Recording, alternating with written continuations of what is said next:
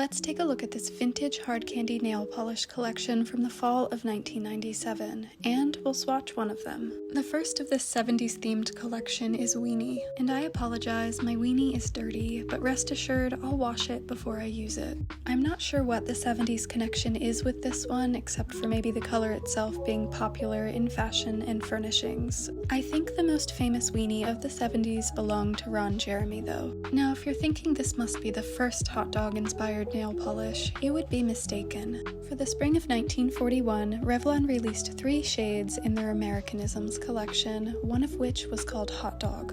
That one, of course, is exceedingly rare because most women in 1941 didn't want hot dog fingers. We weren't truly ready for weenie fingers until 1997. Up next is the shade Kung Fu. In the 70s, Kung Fu was all the rage with several popular movies starring Bruce Lee and Jackie Chan.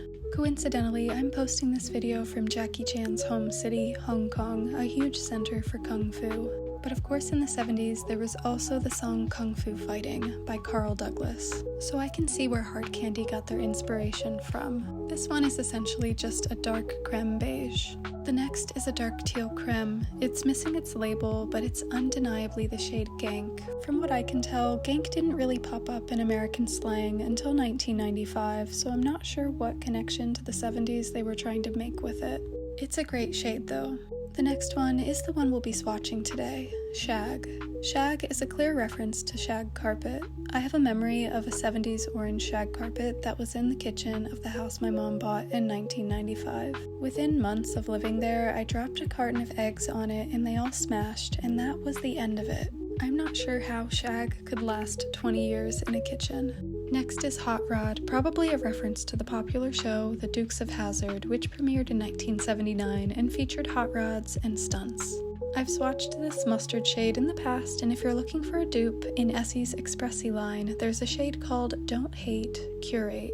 And the last in this collection is Sticky. Everything was probably sticky in the 70s, especially with Ron Jeremy running rampant. I actually filmed this video in early October, but I was missing this shade, and the whole day after I was thinking about how I wished this collection was complete. Only one day after I spent a day thinking about Sticky and wondering if it would ever come my way, a viewer named Juniper messaged me and said she had just found it in a thrift store and asked if I'd like it for my collection. This is one of the craziest examples of manifestation I've ever been a part of, especially since there are less than 10 hard candies I'm still in need of. The odds of finding the remaining ones are slim, so I only really find a couple I need in a year's time. For this one to come to me this way, it seems so unlikely and almost magical. So thank you, Juniper, for sending this to me after we rode the same cosmic wave together. But let's go ahead and swatch Shag as promised. This is a beautiful grungy green olive shade, and with just one coat, the formula is really nice and even. The self-leveling is great. A lot of these older hard candy shades that are in the creme formula do not go on very well, especially the pastels, but this one is really nice. I bet Weenie, Hot Rod, and Shag would look great together. I know there were a lot of patterned wallpapers and textiles with those colors back in the 70s. I just googled 70s color palette and we essentially get this collection. But here's a look at the final manicure. It's definitely giving 70s Shag after it has absorbed a decade of cigarette smoke. It's so good.